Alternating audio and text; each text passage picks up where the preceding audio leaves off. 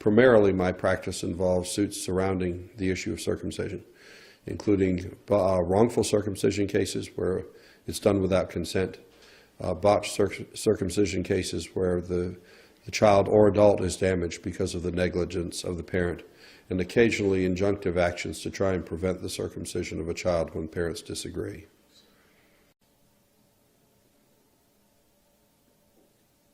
Well, there are a number of people, and of course the first would be the parents of a child who had been damaged beyond the regular damage of circumcision. In other words, if there's a negligently performed circumcision, say all the shaft skin is taken off or part of the glans penis is damaged, the parents of that child may bring a suit on that child's behalf, and also for the parents' medical expenses that they're going to have to expend while the child is a minor. That's one category. Another category is if a child was circumcised without the consent of the parent, and I've handled over 20 of those cases. It seems presently that most hospitals are now requiring a timeout like they always should have, so there are fewer of those cases today, but in the past they were really quite common. Then, in addition, if the parents find out that they were not properly informed as to the risks and disadvantages of circumcision, in other words, they weren't given all the facts, what is called informed consent, if it can reasonably be determined that a reasonable person would have refused the surgery if they had known all the facts, then they could bring a case against the doctor or whoever misinformed them under what's called the doctrine of informed consent. Finally, in some states, and it varies widely, we have 50 states in this country, 50 different laws, 50 different statutes of limitation, which are statutes that say you can't sue anymore. But in some states, a young man upon reaching the age of 18 can then still sue. The statute of limitations is added on to his age so that he can still sue if he's been damaged by circumcision. And another thing is this: if the parents, if a young man, parents or a young man find out that their doctor relied upon misinformation or lack of information provided by a trade organization such as the American Academy of Pediatrics, and therefore they were not fully informed, they may be able to bring a suit under what's called trade association liability against the organization that put out bad information, essentially to promote a procedure to help their members economically. Well, informed consent is a doctrine in the law that says that a physician who's going to operate on someone has a duty to make sure that the patient is informed of the risks, the benefits, and the alternatives of the particular surgery or treatment that the surgeon or doctor intends to offer. And the doctrine says that if the doctor fails in his duty, then if a reasonable person would not have undergone the surgery or the treatment, if that person had known all of the facts, in other words, if the doctor had told him everything, then he or she may bring a lawsuit on the basis of lack of informed consent. Not every state recognizes this doctrine in full. For example, my home state of Georgia does not. I think we may be the only state in the country that doesn't. But that is what the doctrine is. And so that if a parent finds that they have been coerced into circumcising their child and have not been informed of the risks and disadvantages of the function of the foreskin and the like, it might be possible to bring a lawsuit. There are a number of considerations you have to take into account before you can determine whether or not you ought to file a lawsuit. That's why you consult an attorney, so that you can weigh the risks and disadvantages and advantages of filing a lawsuit.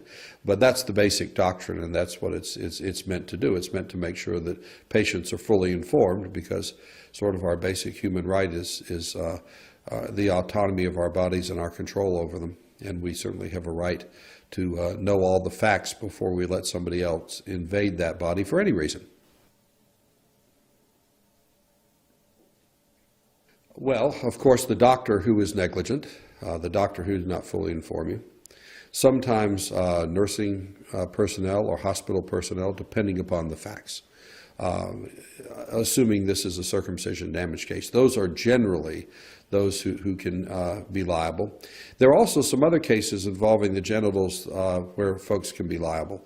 The foreskin is attached to the head of the penis at birth, and if a baby isn't circumcised, the foreskin won't become free for a number of years, and it varies widely. There are 2-year-olds where the foreskin comes back, and there are 15-year-olds where it doesn't. All of that is normal. There's a wide range. And a lot of times doctors or nurses will tear the foreskin back and seriously injure the child. If that happens, that's clear malpractice. I mean, everyone agrees that that should not be done, but unfortunately it's done pretty often. And sometimes in the right circumstances, something like that is worthy of a lawsuit. Well, it depends upon the facts. If a doctor has failed to operate within the standard of care, and that includes not giving you what we discussed about informed consent, he can be sued under medical malpractice. Sometimes it's called medical negligence, medical malpractice. Sometimes nurses can be sued that way, hospital employees and the like.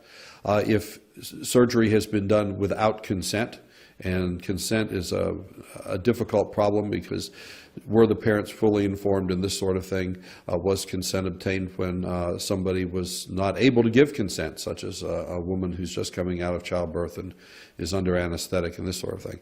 But if consent was invalid, then that would make what happened a battery. And there are other batteries that can occur, such as when a healthcare worker or a daycare worker tears a child's foreskin back. That's a case that can be brought to.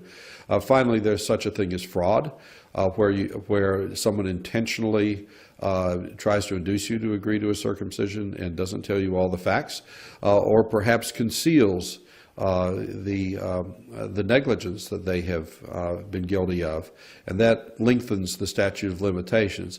And finally, there's also the concept of trade association liability, and that would be, say, a doctor misinforms a parent about circumcision, doesn't tell the parent all the facts, and he has relied upon a statement from a medical association, say, that does not provide him with all of the facts and knowingly leaves out certain facts that are necessary to make an informed decision, then it's possible that that medical organization might be liable under what's called trade association liability.